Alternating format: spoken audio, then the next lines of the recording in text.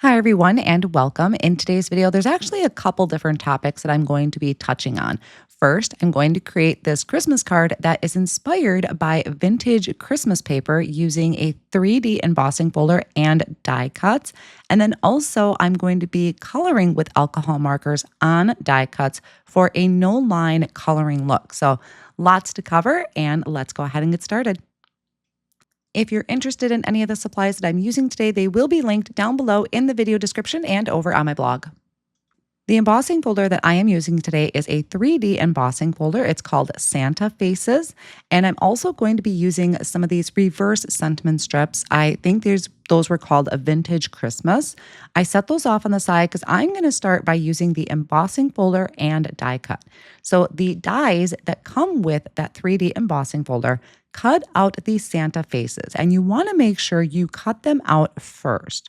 So I die cut mine out of Hammermill Cardstock. I'm placing repositionable tape on the back of those faces. And then I'm going to place these into kind of like where on the side of the embossing folder where it's pushed in. So I'm lining up each of the Santa faces and placing them on top. And then I can close the embossing folder, and that repositionable tape is going to hold them all in place for me. Now we can emboss these. So always make sure you die cut first and then 3D emboss so you don't lose any of that raised area on the cardstock.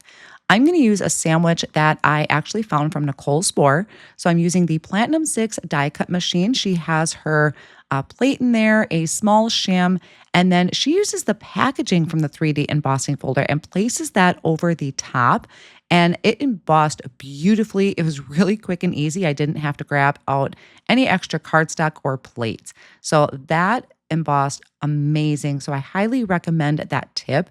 Or check with your manufacturer if you're not sure on how to use 3D embossing folders because it can vary from company to company. Instead of trying to get that repositionable tape off the back, I am just buffing over that with an anti-static powder tool so that way there is no stick on the back. I'm going to be doing some coloring with my Olo markers. So here is a quick shot of all of the markers that I'm using. I may bring in one extra one. So if you want to go back, pause the video to screenshot that, or I will list these colors out over on my blog as well. One thing to keep in mind with coloring on the embossed image here is that it is a really, really fine area between the eyebrow and the face. And there are going to be times that I hit the eyebrow with my marker, but I have a trick to help kind of fix that later on. So, not overly concerned, but trying my best to stay off of the eyebrow.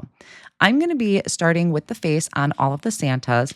For that, I am using OR 7.4, OR 7.2, and OR 7.1. I'm also going to use that same color combination for the lips. I always start out with my darkest color first and then go from the darkest to lightest to kind of blend that out and have the highlight area be in the center of the face. Sometimes I really have to stand my marker kind of straight up to get the very tip of my marker and just try and make that as clean of a line as possible because it's such a small area there. One thing I really do love about coloring on die cuts like this is you are getting a no line coloring look, meaning there is not going to be any black line like you would have with a stamped image. If you're stamping an image, you would stamp it maybe in a light brown ink or a light gray, and it just kind of gives it more of an artistic look. And in this case, it gives it even more of a vintage feel, in my opinion. I also used that same color combination on the nose as well. But I think it would be really cute to maybe color the nose maybe more on the pinky side to make it look like Santa's been out in the cold and he has a little pink nose. I am going to add pink to the cheeks a little bit later on, but I want this color to settle first. So I want to get the faces colored. I'm going to do some other things and then come back and add the pink to the cheeks. And don't worry about coloring over the eyes because we are going to actually kind of draw those back in a little bit later. I'm also coloring on top of a piece of just craft cardstock. I find it a little bit easier. You can do it on top of your glass work surface if you have a glass mat. Really easy to clean up any excess ink just by spraying some rubbing alcohol on your glass mat and wiping that away. But I prefer to actually color on top of another piece of cardstock. I'm going to move on to coloring the brims of the hat, also the pom-pom on the Santa hat, and then the beard and mustache. So for the hat, I am using WG3 and WG1. I start out with the WG3 on the outer edges of the hat and then kind of blend out. And I am making sure to leave those flicks, so those really long lines, that just kind of helps shape the hat a little bit more, maybe add in some more interest, like there's shadow areas in there. And then I move on to the mustache, and I'll be the first to admit, mustache and beard coloring are not typically my forte. It is something I need to practice.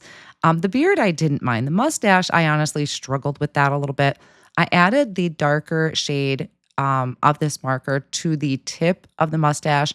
And on this Santa, I added it right under the nose. And I kind of felt like that just looked odd afterwards. So I don't add that on the rest of the Santas.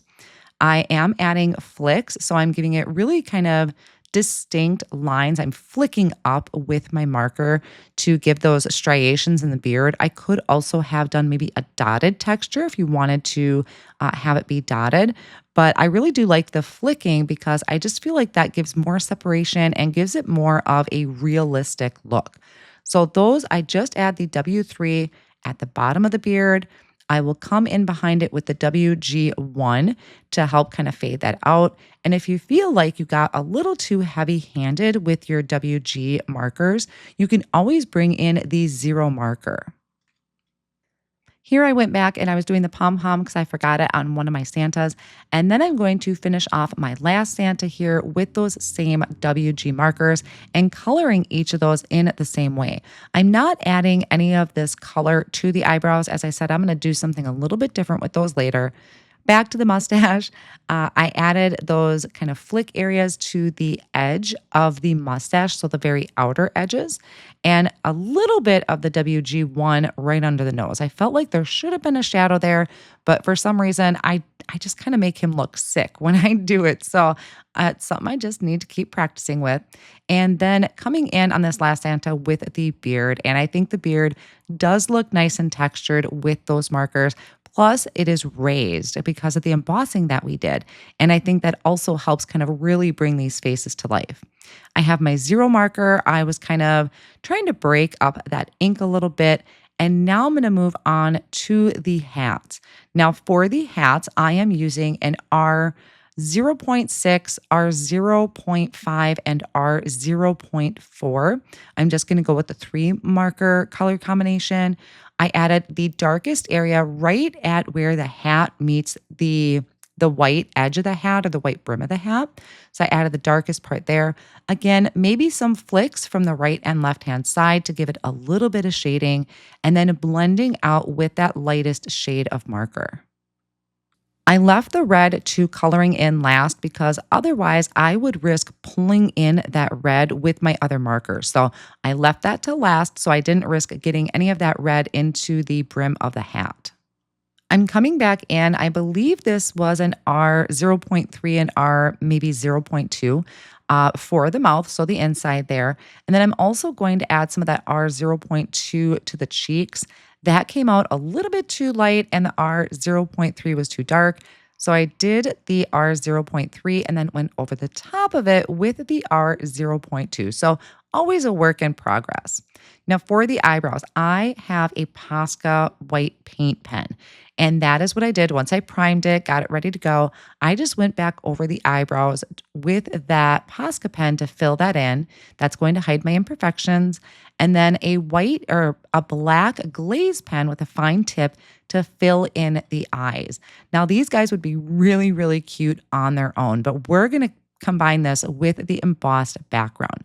And that's what I am going to work on next. I'm taking a piece of Hammermill cardstock cut to 4 1/4 by 5 1/2, and I'm placing that inside of my embossing folder. And I want to make sure that that is lined up pretty good with the edges. I did put repositionable tape on the back to secure that down in place. And then on the flip side, so this side that I have exposed right now is just going to be the background. So it's got the faces indented. I am picking up some powder blue ink with a rubber brayer, brayering that over that part of the embossing folder, closed it, and then I'm going to run that through the Spellbinders Platinum 6 die cut machine. And what this is doing is transferring that ink to the background. Now, it's not perfect. Honestly, I probably would have ran it through again, but my cardstock moved. So I'm going to go with it because I wanted that kind of more vintage wrapping paper feel anyway. And then to attach this, I have an A2 size side folding card base that I added some double-sided adhesive tape to. I'm going to hold that card base closed with a rolled up piece of Post-it tape and then place my embossed panel over the top. So that double-sided tape does really well when holding these embossed panels down. And now I can attach my Santa heads. For those, I am using some thin foam squares, so it's going to pop them up just a smidge.